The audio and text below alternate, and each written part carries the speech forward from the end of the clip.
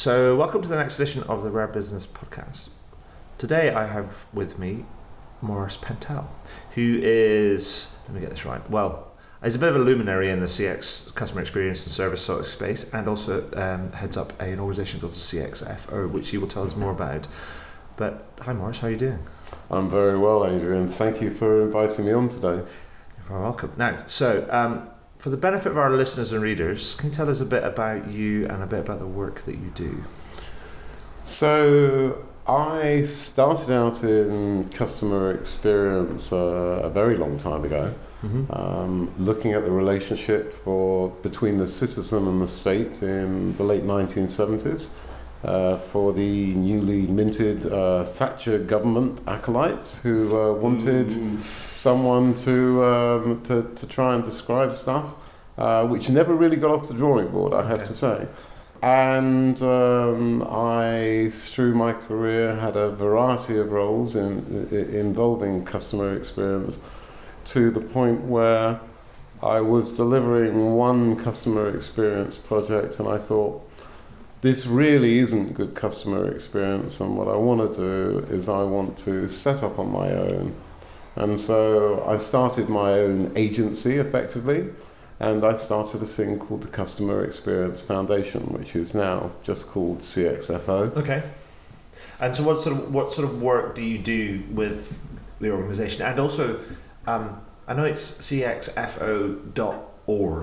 Yep. So, I guess two questions. One, what sort of work do you do? And the second one is .org. That sort of implies not commercial, charitable, not-for-profit status, almost like non-governmental in kind of many kind of ways. So can you explain the kind of rationale behind that? So let me take the second part first, okay, if I may. Yeah. So it's a .org because I have a philosophy that says, where there's good science, it should be shared. I believe, from a practical point of view, that we deliver bad customer experience more efficiently and at a lower cost than at any time in our history. Mm-hmm. So when you go to cxfo.org, what you'll find is resources around the subjects that interest us, information around the subjects that interest us and we think are of use to people, that are not only free, but also that follow my rules of good interaction. So you don't need to register. Right. You don't end up on an email sharing list, and the science that we put up there is absolutely free and is absolutely easy for anyone to use. And there's a second aspect to the .org thing, which is I regularly try and engage with leading thinkers across a variety of subjects and disciplines, in order to further a better understanding of customer experience. So that's the .org thing, and when I appear on at conferences and do speeches as the chairman of the foundation, I have one underlying rule, which is I will not sell anything. Right. What I'm there for is to further the science side of things. So then, as a consultant, I run customer experience services, and that's a business. And we advise really big companies and governments around the world on things to do with customer experience science. And I do a huge number of workshops and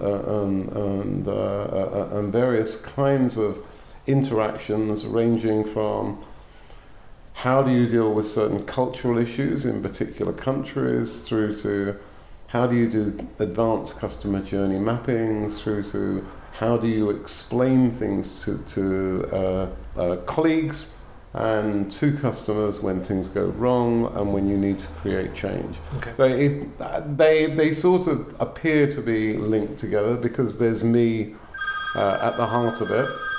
I'm so sorry. Maurice didn't turn his phone off, so he's running sorry. Across the room to turn his phone off. And we're going to pause. So Maurice has scurried across the room, turned his phone off. I challenged him to throw it into the sink and fill it up full of water, but he wouldn't do it. So anyway, he's back now. I have switched it off. I rejected the experiment with the water. So you were saying about some of the work you do, and it's wide and varied. I mean, I guess in many ways, it's I mean, I seem we're possibly in a similar sort of game in that I sometimes see us as a bit like the AA or the RAC. You know, sometimes Absolutely. sometimes you get called out, and some people have got flat tires, and some people just need a jump start, and some people kind of need to get towed away, and to for a bigger piece of work. But I guess the thing that really interests me about what you were saying, and I guess it's maybe slightly different to maybe how I would approach it, but you talk about customer experience science, and I think that's interesting because I don't hear very many other people kind of talk about customer experience science per se. And so, can you explain to me what you mean about that? And is it all about science, or is there a place for art too? A very interesting question. So, I guess my starting point is what do I mean by science? Mm-hmm. Customer experience covers a huge number of areas, from the way you connect technologies together through to pieces around behavior. Mm-hmm. It covers the different properties of different channels and why we use them.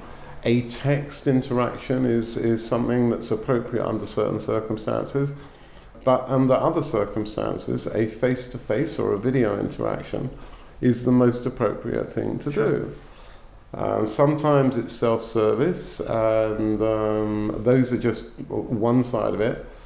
And then there are things like customer journey mapping, and we have this 21-layer approach to customer journey mapping based on appropriate contact, based on behavioural science, and I'll speak to that in a moment.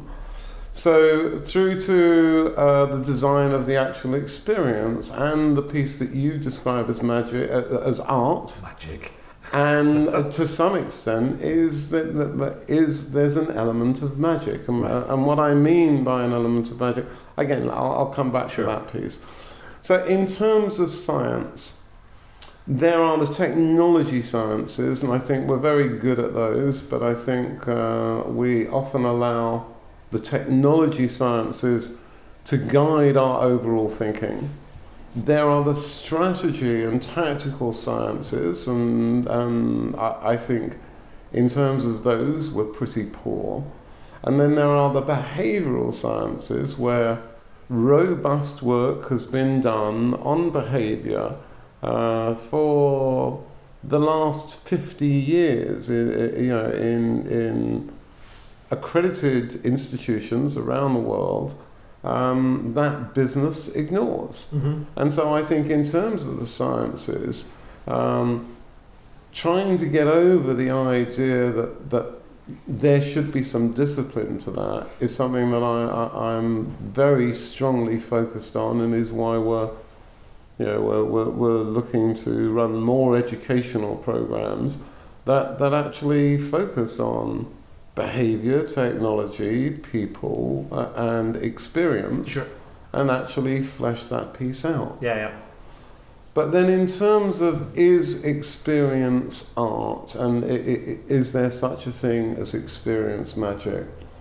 I'm afraid on that front, I am a bit of a romantic and a bit of an optimist. Why are you afraid of that? Because is that decidedly British kind of an expression? Oh, I must apologise. I'm awfully sorry, Adrian, but I am romantic, and I am. But I think when you give someone a wonderful experience, and I'm not talking in commercial terms, but I think when you do something good for someone, there's something magical about that. Mm-hmm. And whether it's this interview's being recorded round about Christmas time, and whether or not it's a magical moment for someone at Christmas, or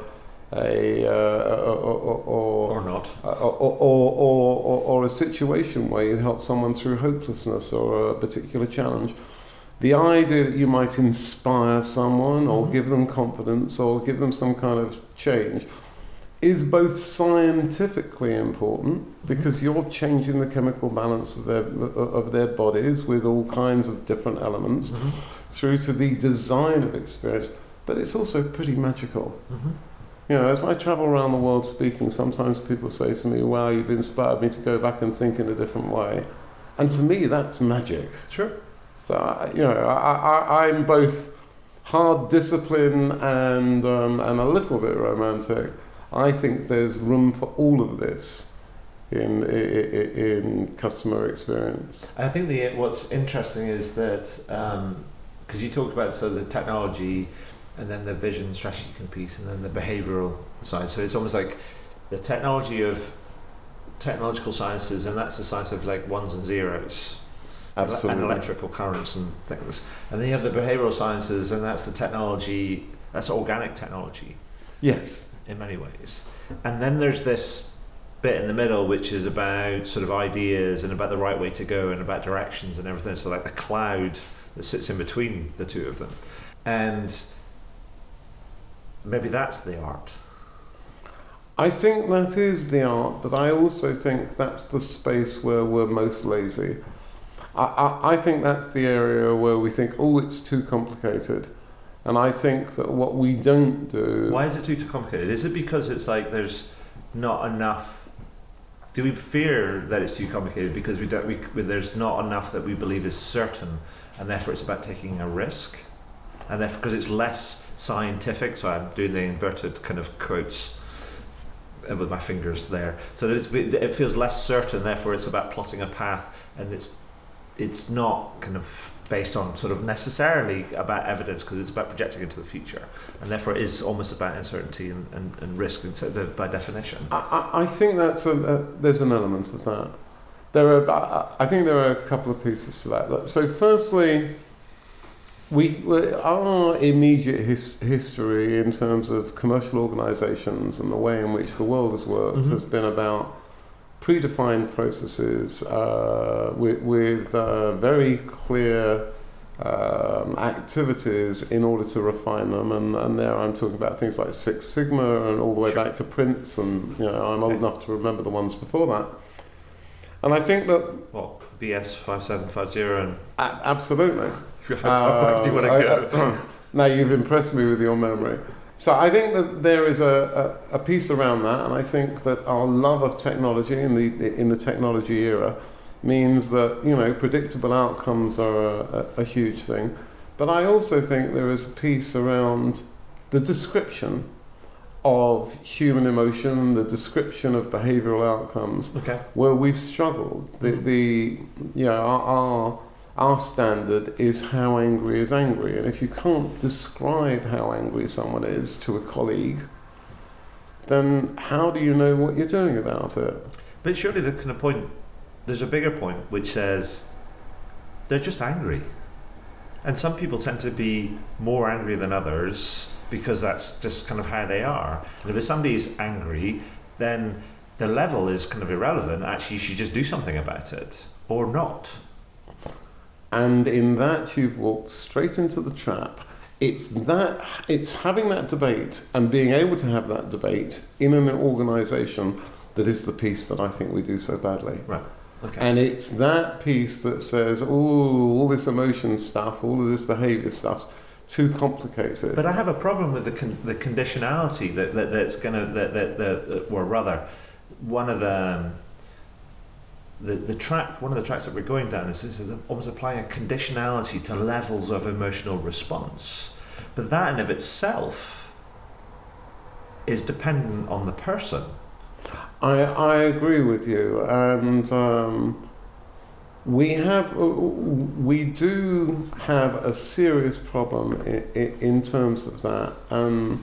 We've developed our own standard on this as a subject, and the way in which I position that standard is by no means being robust, but being a framework for your organisation to look at the way in which it works. If it's a way of helping us think through rather than providing kind of like definitive answers, then sure, I think that's kind of helpful. And that's my raison d'etre with that piece. Drucker said, you can't fix what you don't measure, and I think you can't measure what you don't describe. So if you start to build a common language, if we all agree that A equals something, then you've got a way of describing it. And to go back to your point, if someone is angry, we ought to do something about it. I don't believe that discussion goes ahead, and I also don't believe that in most organisations they have a term that recognises that someone is angry. Right. And that's the point. So I don't think my framework is better than any other framework, but the reason that we publish it is so people can have the discussion, right, and can say what's appropriate for us in our circumstance. Okay. And so I know that there's also this other sort of element where, we were talking offline before we started kind of here, and this is something that, you talk about wanting to develop that conversation, and you've got some plans around that, and got this thing, you've even got a nickname for it, it's called BAT or something. I mean, tell us about BAT, because you were very excited about that before we started talking. What's BAT all about, Morris? So on the 8th of March next year, we're lucky enough to be taking over a chunk of the Science Museum and turning the whole of the Science Museum into a behavioural experiment and a game for a couple of hundred delegates under the heading Behaviour as Technology. Okay. And the theme is the theme we've been talking about today, Adrian. It's this idea that we think this stuff is too complicated, we think it's too difficult. And let me give you one classic example. Mm-hmm. And that's, there's been a huge amount of behavioural science in the States around the fact that if we pay people incentives to do higher level thinking, it doesn't work. Mm-hmm. And that stuff has been done and repeated and demonstrated in, I don't remember how many countries around the world, but mm-hmm. it's a classic set of experiments. And yet it's the basis for all of our business incentives. So business science has been saying for the last 30 years, this doesn't work. And businesses have been refining their approach to this to make it more and more intricate and less effective, therefore. Mm-hmm. And so behavior as technology is something that I came up with the idea of with my colleagues, that what we're going to do is we're going to have a unique conference where it's not death by PowerPoint, and where we're going to create behavioural experiments for people to actually see. Mm-hmm. And we're inviting behaviouralists from around the world to do some stuff there. And the idea of that event at that location. Well, at the Science Museum is a pretty impressive kind of place, and I mean that in itself is. I can't remember the last time I was at the Science Museum, so that'd be exciting. Well, I was there last Thursday, and what I can tell you is behaviour is not one of the sciences that they do anything about. So I feel like I'm flying the flag as a subject. I think I think what's kind of fascinating is it's about getting people to start, as you say, start thinking about it and start talking about it. You talk about this idea of so the thing that came to mind when you were talking about incentives around innovation and creativity and all that sort of stuff, and how you've seen these things don't work. And it just reminds me, given that we're at the time of the year, it's a bit like gift buying. Yep. And it's very easy to throw money at gift buying. You end up buying a whole bunch of stuff. There's no guarantee, actually, that there's going to be a good gift.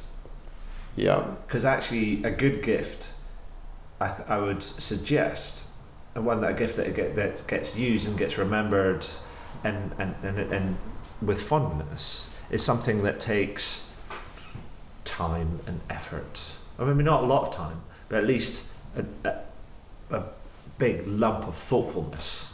Yes. That goes into it. So it's almost like the emotional labour that is required to produce something which goes, that's meaningful. Now that could come in an inspirational kind of moment, or it could come from trawling around a flea market going to find that one thing, and that flea market could be in the face, in a face-to-face in a physical situation, or you find something on eBay, or what's the other one, the kind of arts and crafts one? Oh, I can't remember. Etsy or whatever. Right. And you spend hours searching around for the thing. Yes. And I guess that's the kind of the point is I think it's just of an analogous situation. Absolutely. So my world of work is about frameworks. Right. And to use the example you've given there, so what I can tell you is, you're right, there is a thing, whatever that thing is, it may require inspiration, it may be built around knowledge, but there is whatever that thing is that is the perfect gift, or there's no such thing as perfect gift, but a great gift. And then there is the journey or process to get there. And that may be, as you say, the journey of an instant, or it may be the journey of 3 months of looking. But whatever that is, the circumstance, the nature of the relationship, the complexity of the situation, all of which play into that framework. And then there is the giving of the gift, the way in which it's done, the context, the level of surprise, and all of these things fall within a framework. But surely there's a precondition to that as well, which is the permission that you grant yourself and or others, and the provision of space to find that gift, or kind of decide what that is, because we're searching for that gift, whether that space, that time and space is an instantaneous, because it's just like ta-da, moment of inspiration, or as you say, it's a 3-month thing. Because if you look at it, if you go back to the performance systems around innovation and creativity and these things that people throw kind of money and rewards at people, but that doesn't kind of work because surely there's no space created and no permission created to do that. Absolutely. Well, there's a real challenge with that. What we like to do is we like to be able to sit in the boardroom and to say, we've done this and we've spent that, and that is not as comfortable as saying we've created the opportunity for people to move things forward, for people to make change. The best example I can give you of that is, I did a program last year or the year before in an organisation that's in 70 odd countries. And what I created was a framework so that the outcome that was required would be coloured by the cultural mores of each country, rather than any centrally derived set of rules. Sure. And so creating that permission moment within each of those very different cultures, and I'm talking about, in some cases, a culture, my favourite one is a culture where men do not like to say I'm sorry to women. Yeah. And therefore their approach was completely different to a culture based around gambling and chance and a relationship with 5,000 gods in another part of the world. But creating the frameworks for these things is the absolute key, because every experience, what it means to us is unique to the individual. And also, there is one final point I'd like to make about this. Experience ends in memory. So when I deliver the experience, that's a point of ecstasy, for want of a better term. It's a heightened moment. It's how you feel about it over the medium or long term. And the best example I can give you of that is, if women remembered the pain of childbirth, there'd be no second children. We know empirically, and this is why I talk about behaviour as a science, there is a clear observational fact that says memory shifts over time. And I could give you 100 other examples of that across a wide spectrum of things, where we know that stuff changes. So why do we ask the "would you recommend us" question 30 seconds after we've had an experience, and then think that gave you true insight into how we feel? Sure. It makes no sense to me. Yeah. Drives me mad, Adrian. Right, so anyway, we'll look out for, I will make sure that we kind of get all that sort of, the back sort of stuff as it is kind of in early days sort of linked up, so it's You heard it here first, folks. You literally did. We only agreed it a few days ago, and you're the first audience to hear about it. Perfect. So, but bringing us back to sort of current sort of stuff. I mean, what do you think? I mean, what's your view on some of the biggest and most current sort of challenges facing kind of most organisations right now when we talk about how to design and deliver a great service or great experience for their kind of customers? I mean, if you see lots of different organisations and you can hear lots of different things and you're thinking about lots of different things. I mean, sometimes it's not just about the far kind of future or even the medium term future. Sometimes it's a case of like, I need to put the spanner kind of right now. I mean, what are the things that you just go, I wish they'd fix that. I wish they'd do more of that. I wish they'd be better at that. So I think there are a few pieces that are the burning platforms in everyone's world at the moment. So the first one is back to what we've been talking about. I think the piece around behaviour, I think even though I designed technology in the 1970s, the 1980s, and all the way up to 2010, I think that behaviour is a massive opportunity to have an impact on the bottom line, and how engaged your customers are with you, and that piece is a huge part of that. It is a huge part of that. The second piece that sits with that's like behaviour or is part of behaviour, I should say, is culture. Right. And I think in organisations right now we still have a siloed set of cultures, and I think the breaking down of those silos and the breaking down of organisational structures, and I don't mean getting rid of organisation by any means. What I mean is customer experience is a service. In the same way that legal is a service, in the same way that IT is a service, experience design is a service to an organisation, not something owned by the individual parts of the silo. CX shouldn't be sitting in marketing, it shouldn't be sitting in operations, it should be part of every single part of the organisation, because customer experience is a team sport.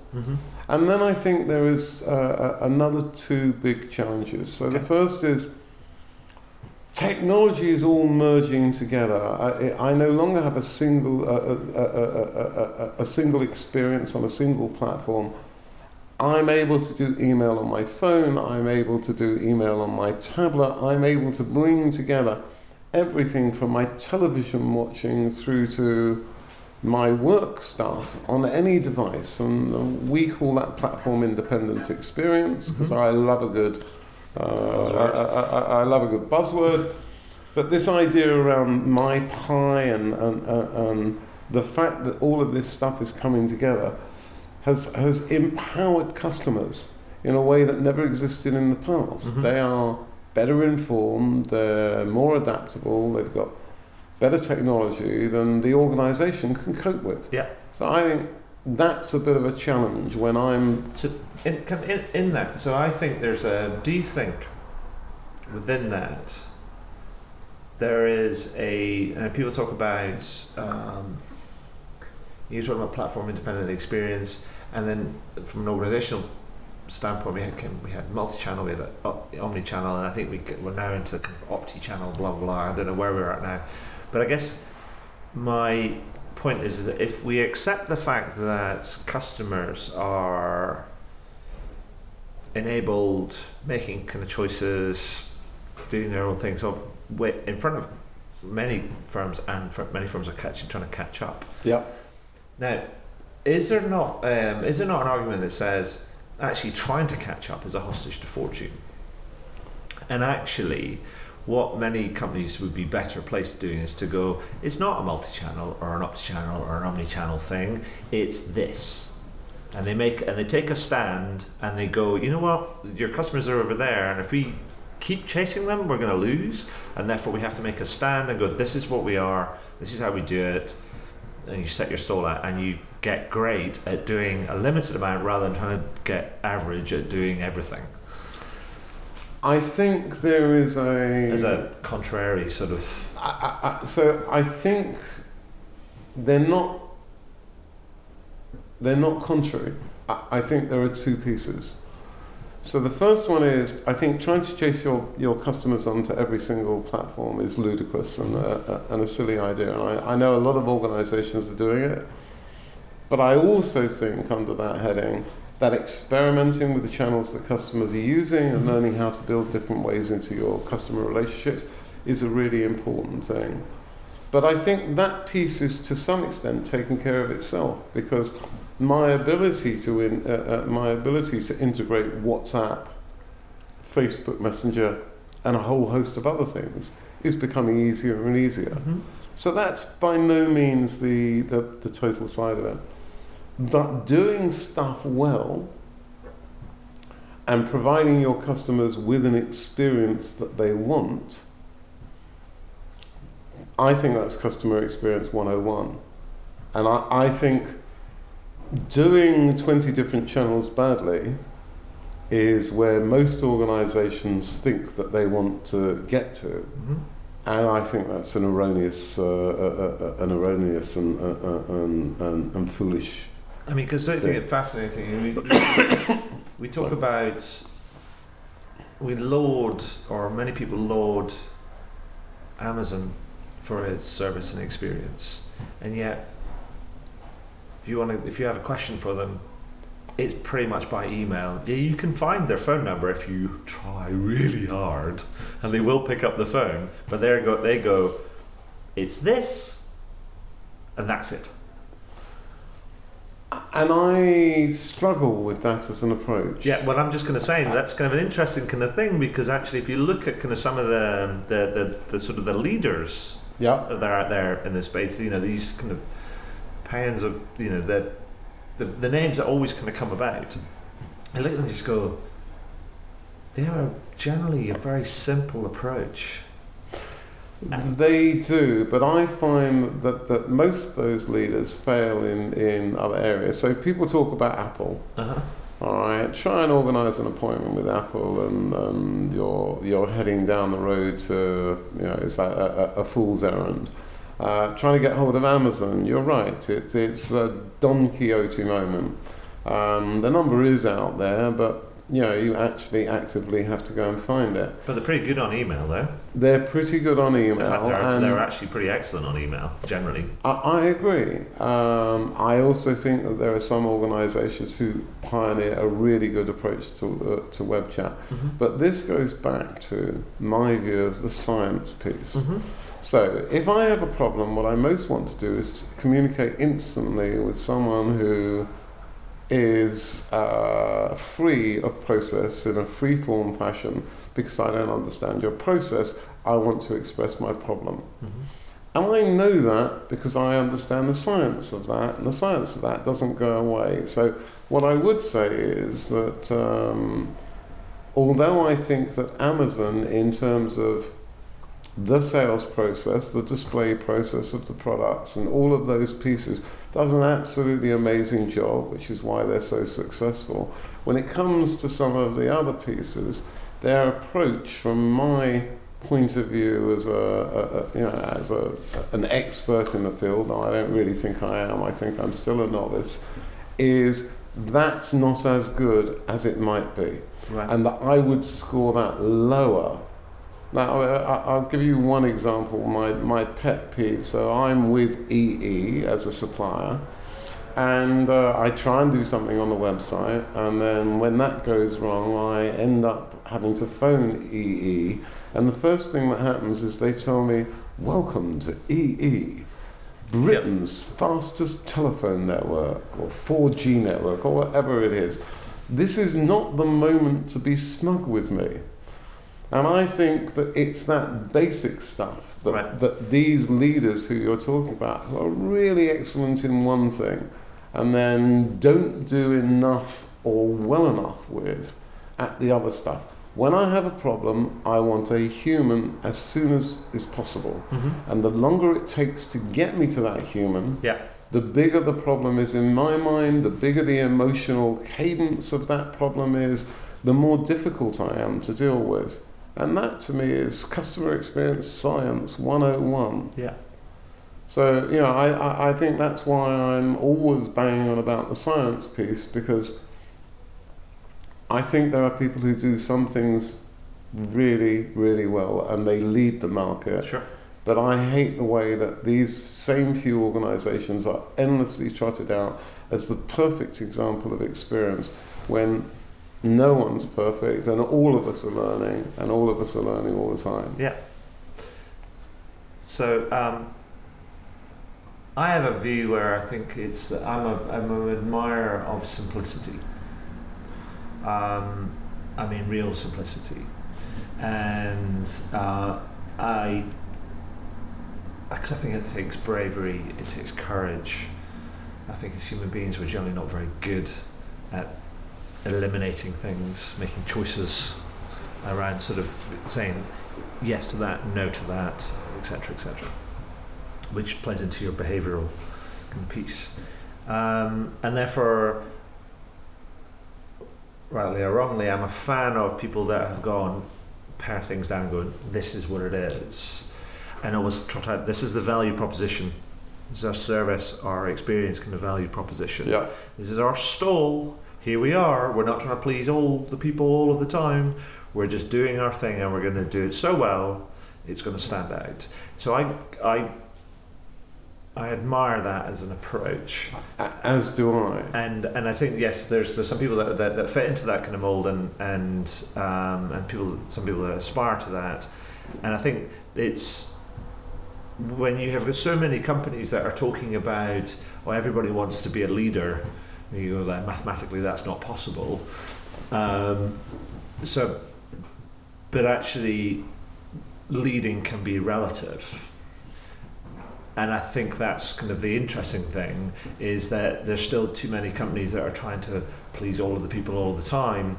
And actually, if they took a stand for something and actually figured out what they could do and got really good in a segment of the market, actually it might be a better way to address the larger part of the market, because you end up getting really great and then it attracts people that way. But actually that's just that's just kind of one of these things I think about. Well, I'm very much the same. So firstly, I worked for a really large telco a lifetime or two ago, and what we did was we took about 5,500 projects and we turned them into 35 priorities. And I've worked with an insurance company and simplified all of their terms and conditions so normal humans can understand them, reducing their inbound phone calls by a massive amount.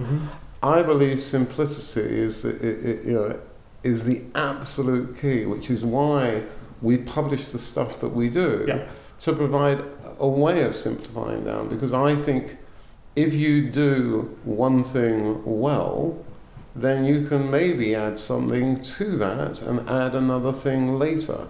But most organisations, as you say, are spreading the butter far too thin. What is it? What's the old saying that says? It's like 4 lame racehorses lashed together doesn't make a champion.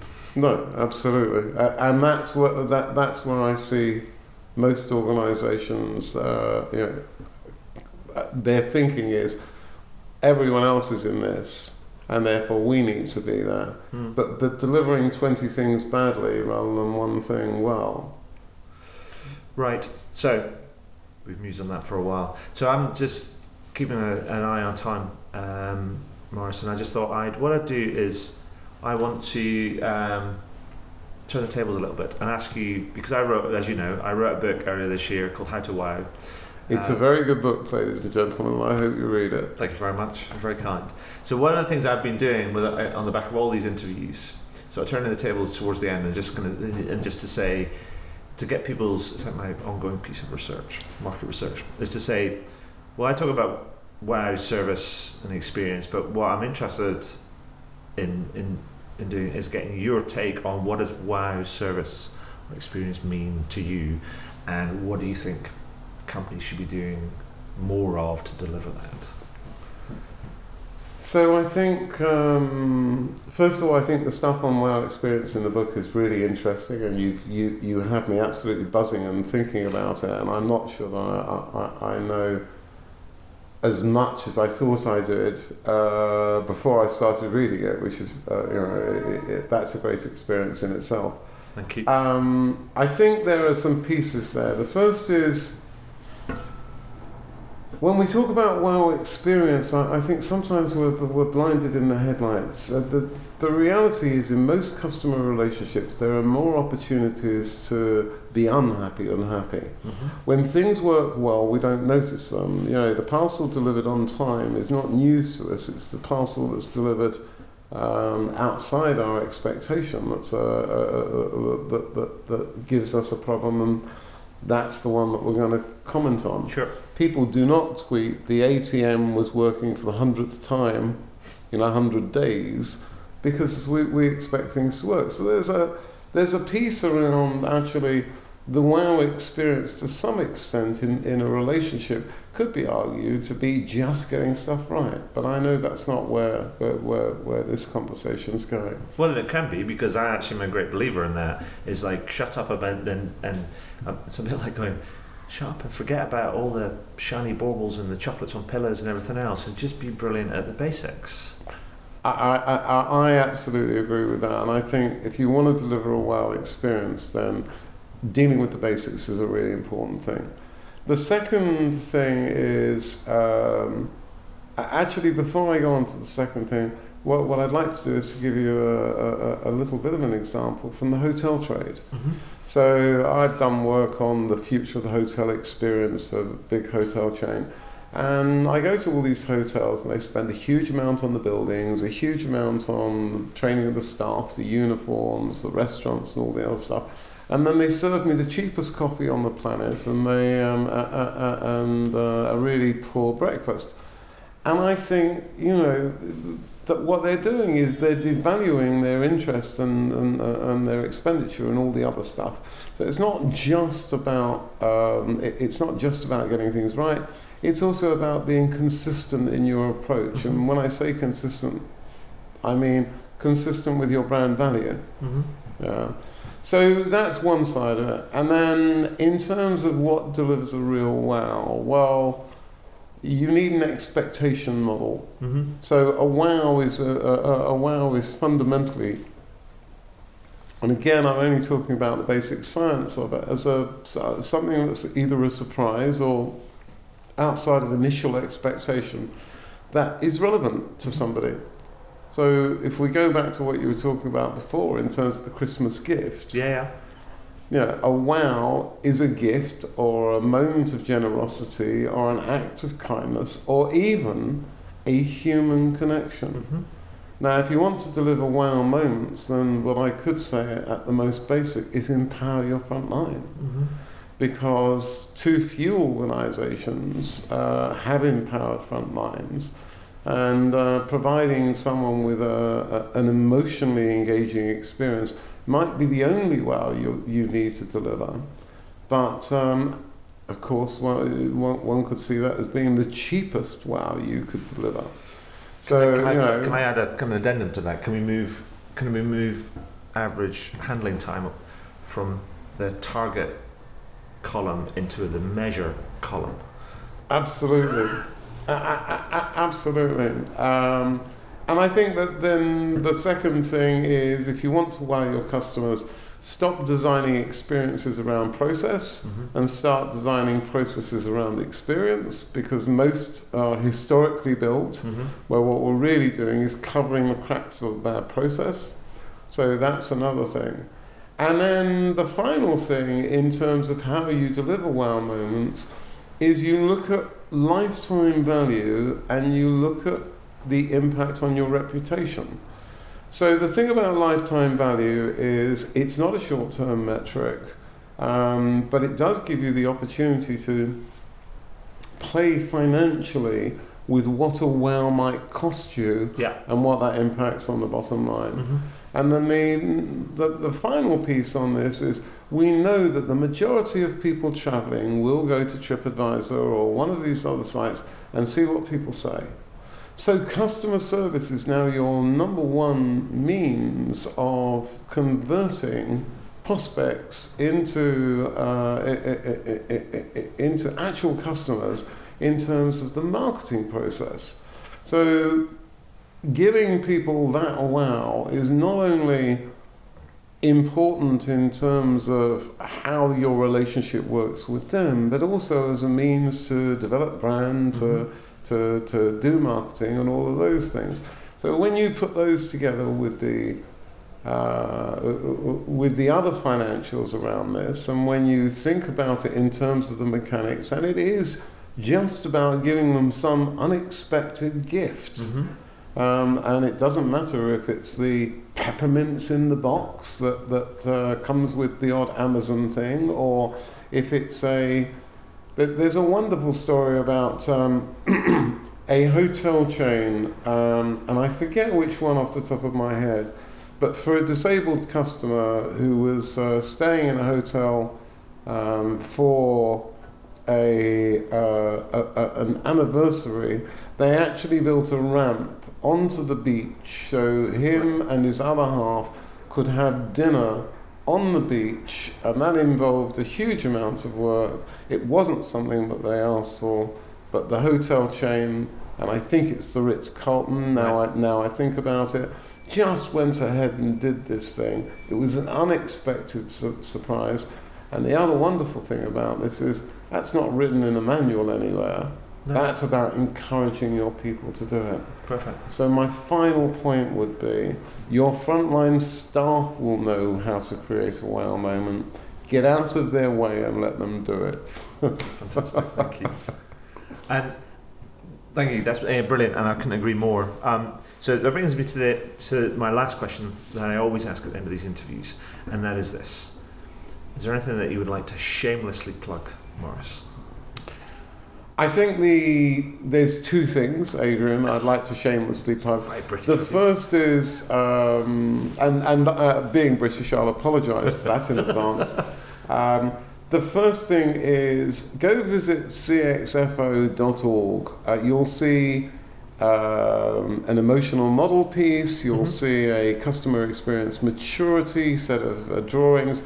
As I said earlier, you don't have to sign up to anything, you don't have to become our friends. There are all kinds of video resources, all kinds of other things that you can use in order to move things forward.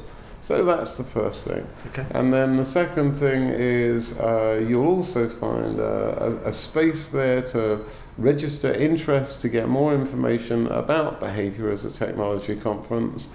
Do go have a look at that, you may find it interesting. But beyond that, helping yourselves, nothing really. Perfect. Well, I'll make sure I get all that linked up, and when I do the write-up and things, so we'll give you the cxfo.org a big shout out, and also the Behaviour as Technology Conference. And I guess I'll see you there, if not before. Maurice, thank you. Well, thank you very much, and thank you everybody. Thanks for your time today.